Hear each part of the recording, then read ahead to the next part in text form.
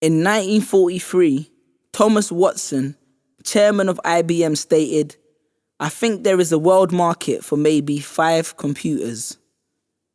In 1977, Ken Onslow, the founder of DEC, was quoted as saying, "There is no reason why anyone would want a computer in their home."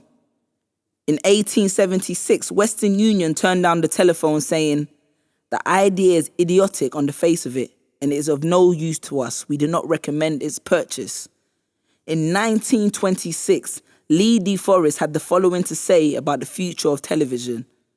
"While theoretically and technically television may be feasible commercially and financially, it is an impossibility and a development of which we need waste little time dreaming." You know what this shows? It shows that there will always be haters, because hating is nothing new. Wasn't Satan hating on Adam the reason he convinced him into picking the forbidden fruit? Because we live in a world where people would rather be detrimental than utilize something to its full potential. You know, it's funny how many complaints I see about Facebook on Facebook. You know, a man sent me an email titled, "Why I Hate the Internet." He said he felt the internet was harmful and it was killing human interaction. That he'd seen my video on YouTube and wanted to know if I would discuss it further on Skype. He said I could find more details about his campaign on his website, and if I checked his LinkedIn profile, I could see that his opinion was justified.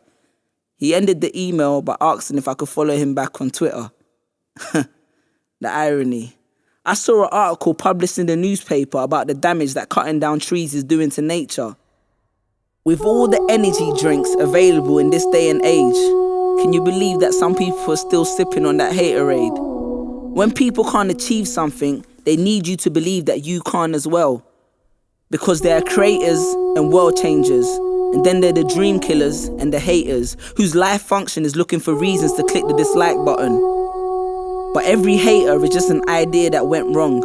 A crushed dream that they woke up from. So they made it their nature and graded their behavior to laugh at another person's failure. When any successful person realizes that failing is a necessary pit stop to perfecting your craft on the path to being greater. Hater or risk taker, high achiever or non-believer. People always say if you have haters, ignore them. I say no, try and make more of them. Because if you don't have haters, you ain't successful enough yet. Because every success or idea should come with an application form which says haters apply here. On the road to success there is no direct map, but having haters lets you know that you're on the right track. My homie Albert Einstein said it best. Great spirits have always encountered violent opposition from mediocre minds. And I'm not hating, that's just my opinion, is a classic hater line. It's in the same category as I'm not racist, some of my best friends are black. See, there's a big difference between expressing your opinion and negative resistance. You can make useful suggestions, ask thoughtful questions, rather than talk full of resentment while making objections. Those who discover diamonds are the ones that pick up the shovel and grind. The ones that end up with the coal are the ones that continue to undermine. To all my haters, just because something is improbable, it does not mean it is impossible. Because all skyscrapers were once just slabs of stone. Google was once just a scrap of codes. Every day a new idea becomes topical. Rather than being skeptical, why don't you do what Angelina and Brad did and adopt as many as possible? When a new opportunity presents itself, why take its hand passively and shake it when you have the chance to put your arms around it and actively embrace it? Because people are stuck in their ways, reluctant to change, want to function the same when there's nothing to gain. The present often favors those who look to the future. Cause I could have told this man how the internet has united families across borders, turned ideas into multi-million-dollar businesses, shed light on injustice in far-off villages, disproved physicists, how it took our wildest fantasies and turned them into realities, the things Captain Kirk made us believe only existed in distant galaxies, how Google allowed you to find the needle in the haystack, eBay brought the car boot sale to your living room. Because at Amazon I have a library in my house. Last week I built a computer sitting on my bedroom couch.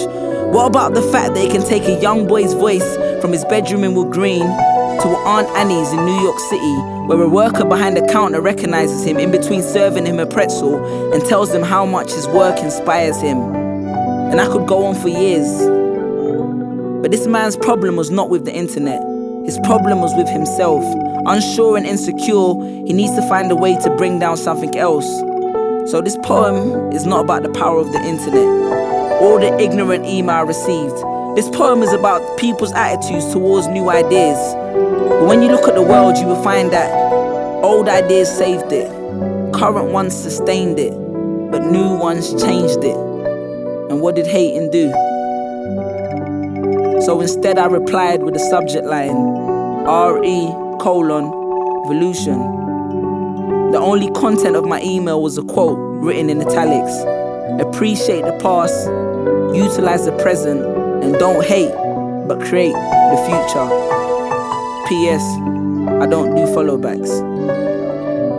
Peace.